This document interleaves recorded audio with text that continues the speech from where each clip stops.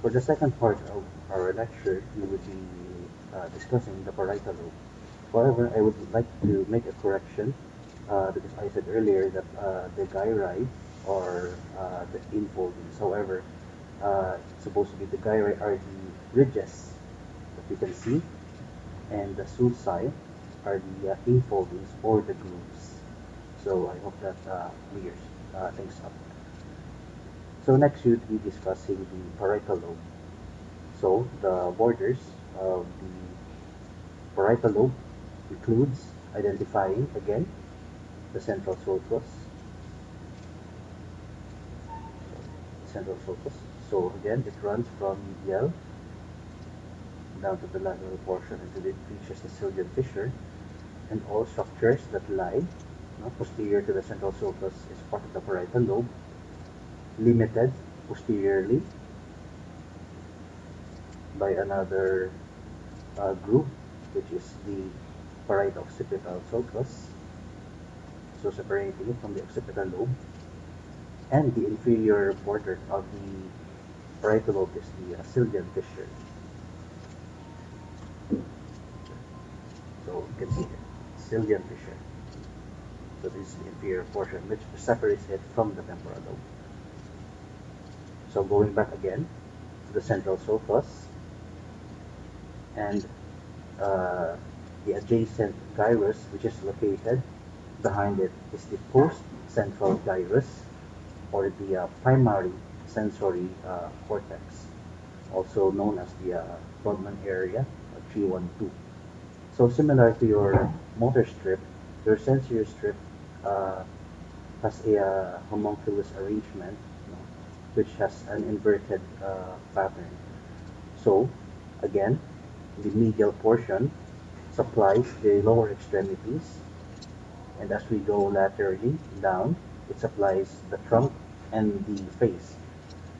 If you can see, most of the lateral portion of the sensory strip supplies the face.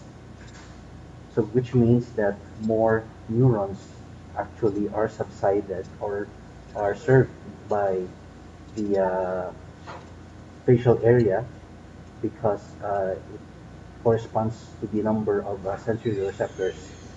So the face, which is more sensitive than the lower extremities, are given much more surface area or has a more larger surface area in the brain.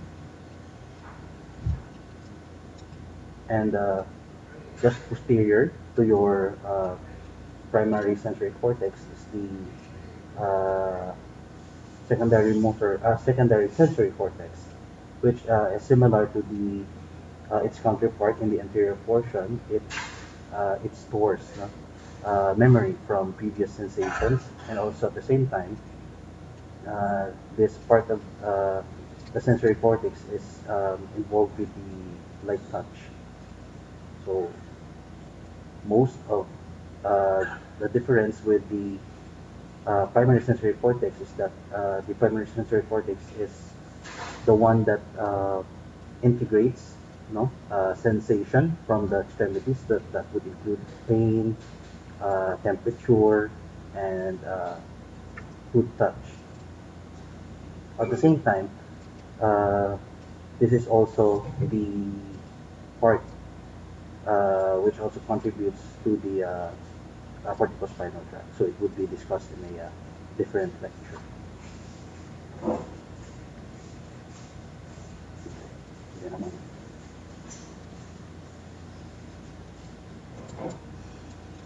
For the next part of our lecture, we would be discussing the temporal lobe. So uh, the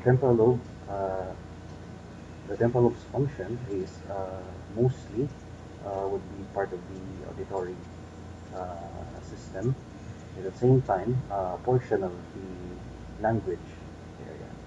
So the borders of the temporal lobe is composed of the central sulcus, the lateral sulcus, or the Sylvian fissure,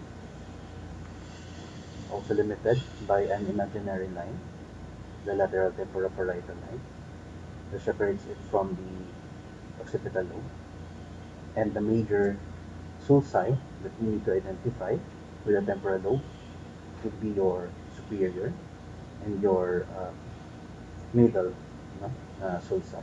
So that would make three gyri: the superior, the middle, and the inferior gyri. So the important structures that are located within the temporal lobe would be first the primary auditory area, which is located at the superior temporal gyri. So it corresponds to Budman area uh, 41, 42. So lesions at the primary auditory area would result to decreased perception of sound. Another important structure that is located at the superior temporal gyrus would be the Wernicke's area, located here. So damage to the Wernicke's area on the dominant hemisphere, which is again usually on the left, results to receptive aphasia. So meaning that these patients would have uh, difficulty comprehending what is being said to them, but their response would be fluent, so they would be able to speak properly. However, since they were not able to perceive the stimuli, their responses would still be inappropriate. Also, located deep within the sylvian fissure is part of the insular cortex. So this part of the cerebral cortex is closely related with the function of memory. Yan, yan na siguro, no? Iyon. Pause. Ay, tapos na. For the last portion that we'll be discussing with the cerebral cortex is the occipital lobe. So again, we start with the borders that we need to identify. At the lateral portion, we can have an imaginary line presented here with the instrument or a pointer would be the lateral right occipital line. So within this area, all structures that lie posterior to this line would be your occipital lobe. On the medial portion, you can see a more definite boundary between the two lobes. So this is the parietal occipital line, which separates the parietal lobe from the occipital lobe. Another important sulcus that we need to identify is the calcarine sulcus. So the portion that is in between these two sulci will be the occipital lobe.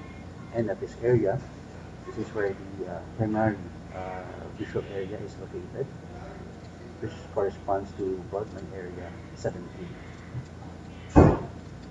So if you can still remember, the optic tract. So let's say, for example, we have the left brain. So the left primary visual cortex, uh, for serves the ipsilateral, retinal, and the contralateral temporal vision of the side of the brain.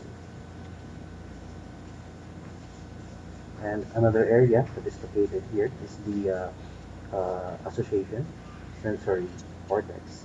So the function of which is similar to the previous association cortex, which correlates visual stimuli with previous experiences with that visual trigger. So your secondary visual area is corresponded by the Brodmann areas 18 and 19.